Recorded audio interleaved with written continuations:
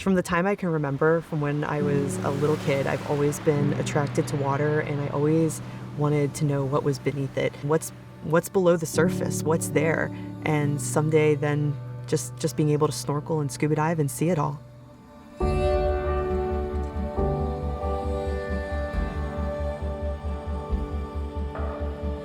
My name is Becky Kagan Schott, and I'm a professional underwater photographer and cinematographer. The first time I went underwater, I remember looking around. It's so peaceful and beautiful. It was like going into a new world, a whole different planet. I don't know how, but I need to do this the rest of my life. I'm gonna be a diver.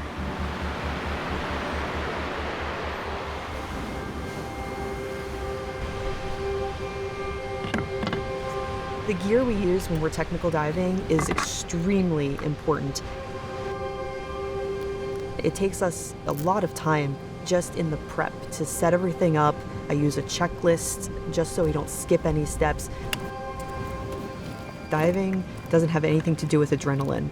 We practice for months sometimes for different emergencies when they happen, because little mistakes can cost you your life.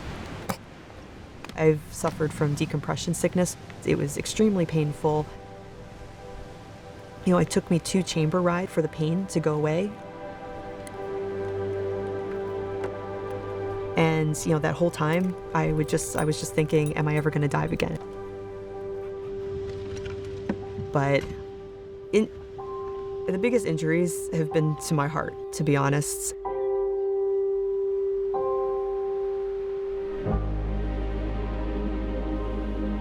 I've lost so many friends over the years in this sport. In 2019 alone, I lost 5 friends in 1 year. And sometimes it makes me question whether or not, I should continue doing these risky dives.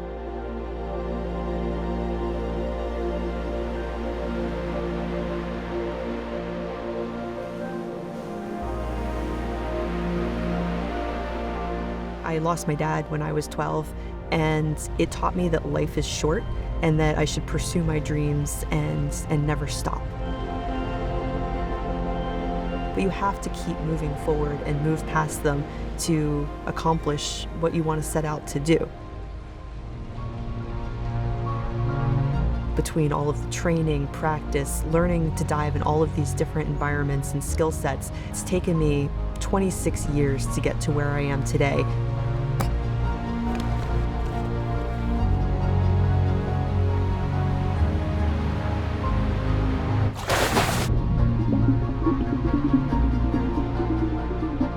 When I'm underwater, time just kind of stands still and it disappears. I forget about everything that's going on in life or on the surface, and you're just in the moment.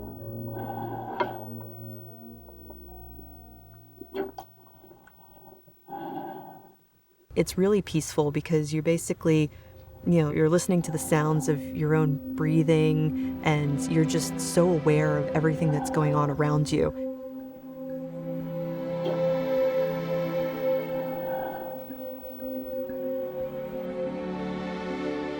The Typo sits in about 190 feet of water, close to 200 feet.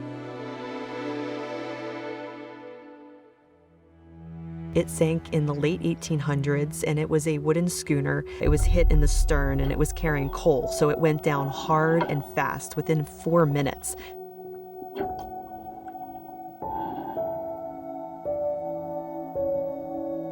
Here in the Great Lakes, these wrecks are perfectly preserved in the cold, fresh water.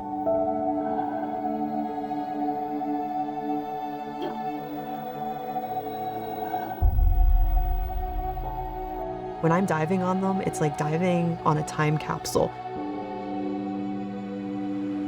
You go down and history just becomes alive, and you're seeing something from the past.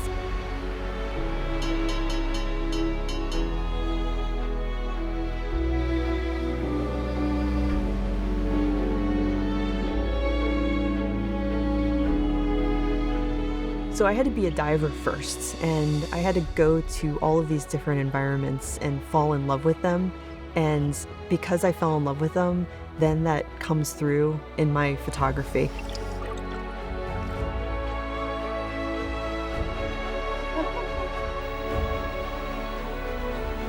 I am sometimes diving in both the Arctic and Antarctic, and then maybe my next shoot will be in Micronesia, filming shipwrecks in warm water, just like covered in coral, whether that's to a remote place on the planet that nobody's ever been to, and capturing images that nobody has ever seen.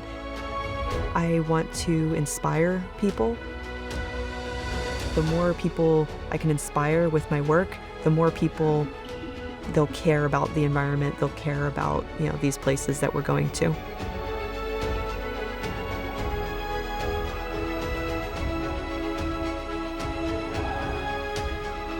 I was just born with this love for the water. I want to keep going to remote places. I want to keep exploring. I want to keep diving. I feel restless until I can achieve it. Keep going forward. Prospects. Seiko.